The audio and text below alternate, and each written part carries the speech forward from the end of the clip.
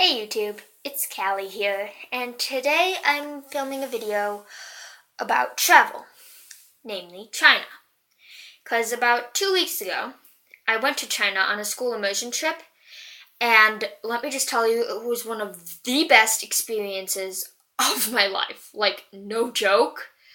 So amazing. So if you're thinking about traveling to China, I'm going to tell you some of the things you can do, some Chinese culture stuff, and, random stuff that would be helpful to know.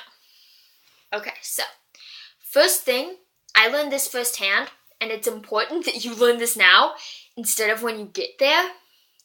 So, in China, there's this magical thing, there's this, weird idea that, pedestrians don't have the right of way.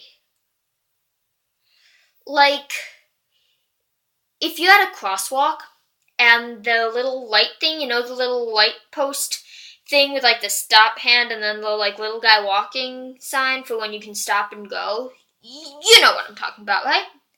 So the night I got there, I was walking from the international school where we dropped our stuff to my host family's house, and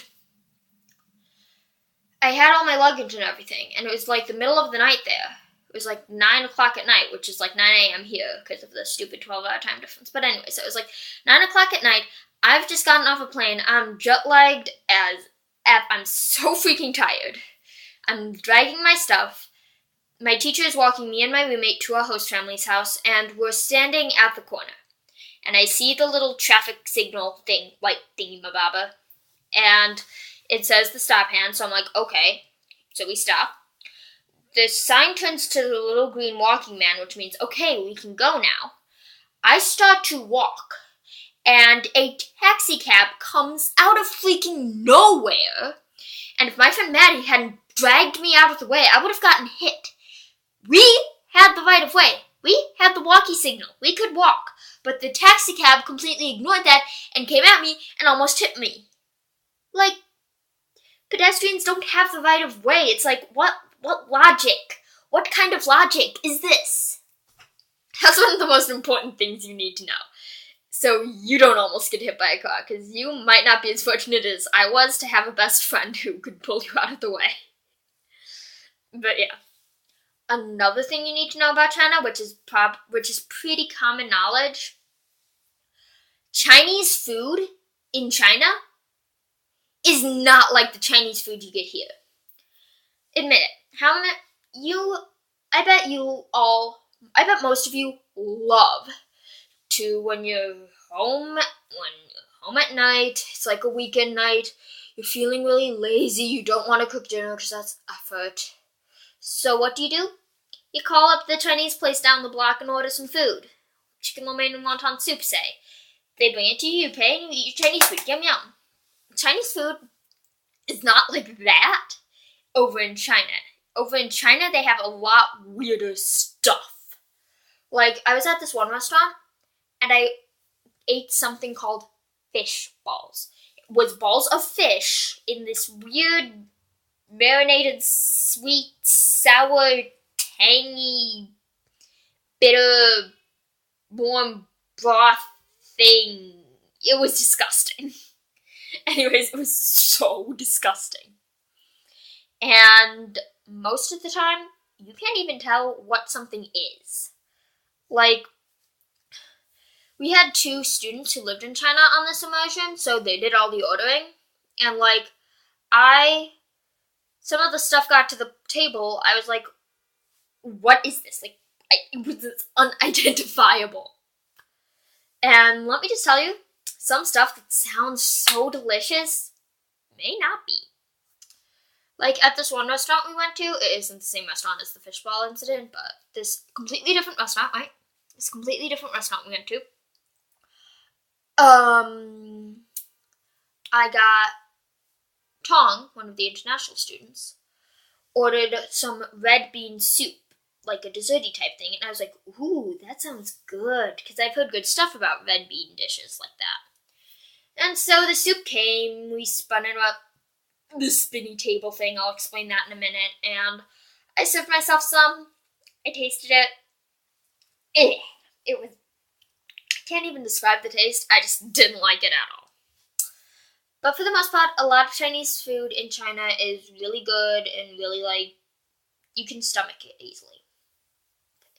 Now, a thing that is common at restaurants in China is the table would be a big circular table, like huge circular table, right?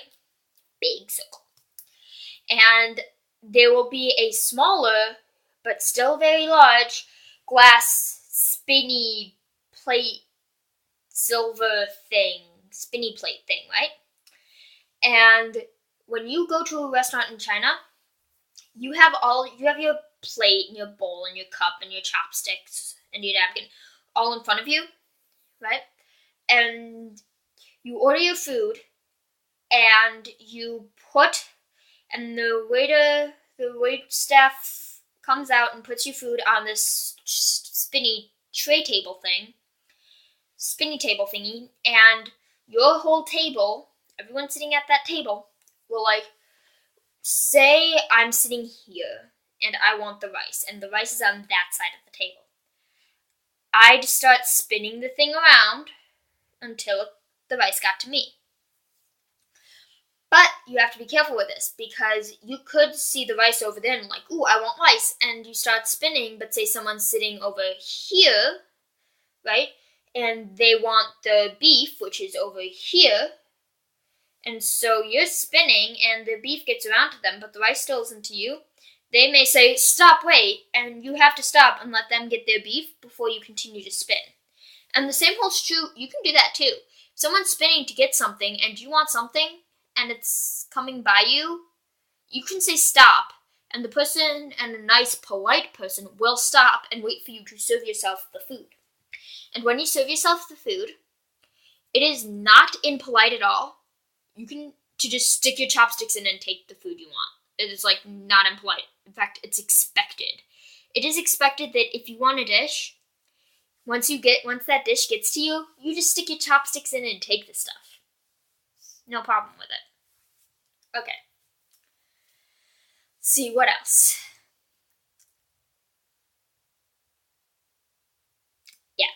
So now I'm going to show you some of the souvenirs I bought in China. Some of them I bought, others I just have left over. Okay, so first, this is a 5 yuan bill. Now, Chinese yuan, as I'm sure you've assumed, is different than American currency. 5 yuan is equal to, I need a calculator,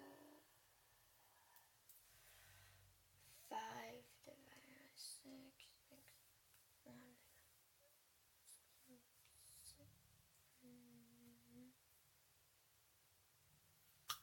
I can't figure this out in my head.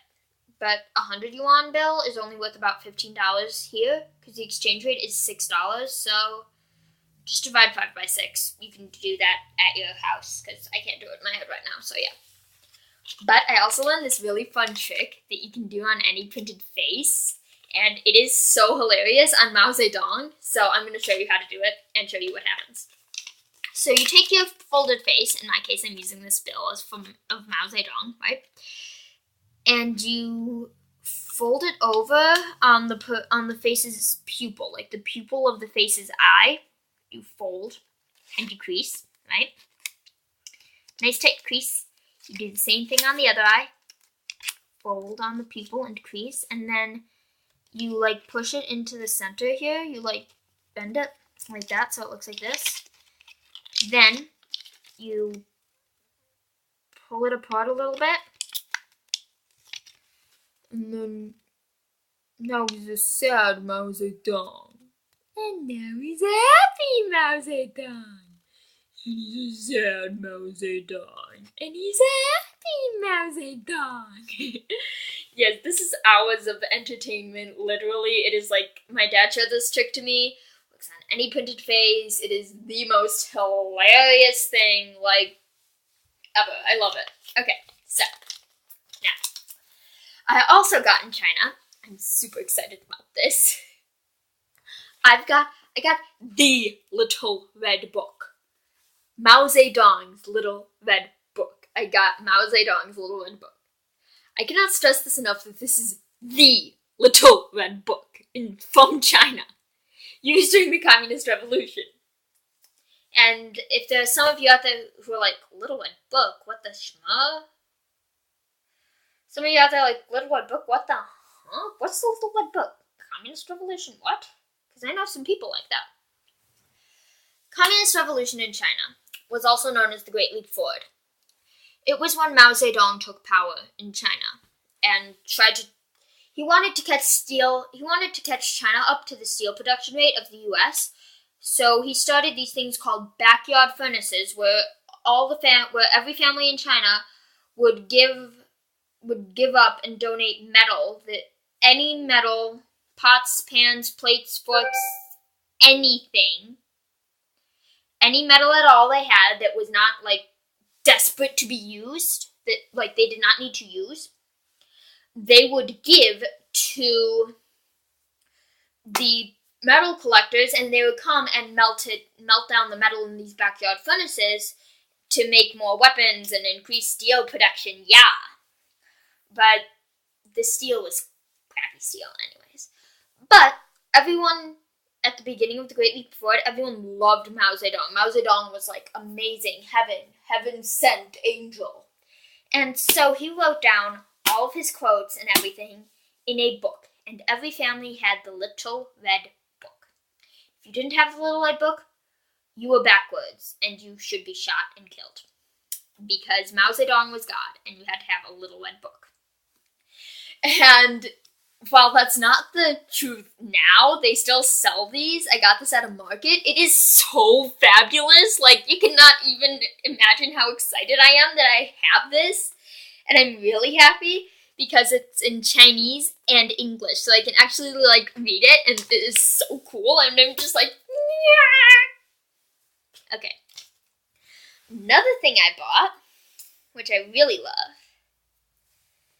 alright, are these pearls. Got pearl ring and pearl earrings. Let's see if I can get the earrings in. Can't do this without looking.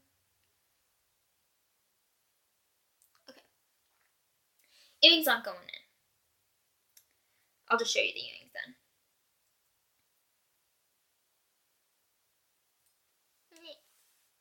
Okay, so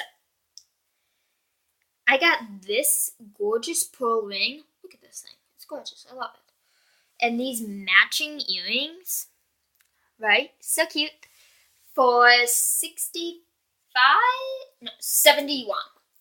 Which, if you're thinking 70, that's a lot of money. 75 yuan is not a lot of money. In American terms, it's not. And the last thing I bought is this fan.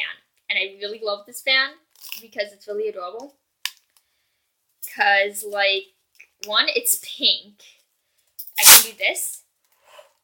But then the really cool part is, look at the front. There's pandas. It has pandas on it. This is so freaking cool. So cute. Now, another thing you should know about China is when you're shopping, it is very, very specific. If you're in an underground market or an open-air market, you can bargain. You have to bargain, especially if you're an obvious foreigner. They will charge foreigners more. You have to bargain. When you bargain, if they, like, say I was bargaining for this fan. Someone said, like, the woman at the shop was like, oh, this fan, very popular, very, very pretty, very pretty fan. Everyone likes this fan. I can give it to you for, say, 80 yuan, I give you this fan. And you're like, no, that's too much. 70. And if it's just like, no, 80 is as low as I'll go. It's like, no, I say this fan is worth 70. No, 80, I will give it to you 80, no less. If they refuse to give you a lower price and you think the item deserves a lower price, you just turn on your heel and walk away, because even if you really want that item, if you think they're charging too much, you turn on your heel and walk away, because if they think that you're not going to pay their price, they will give you your price because they can still make money off of you. In fact, I wanted to buy this Hello Kitty wavy thingamabob, right?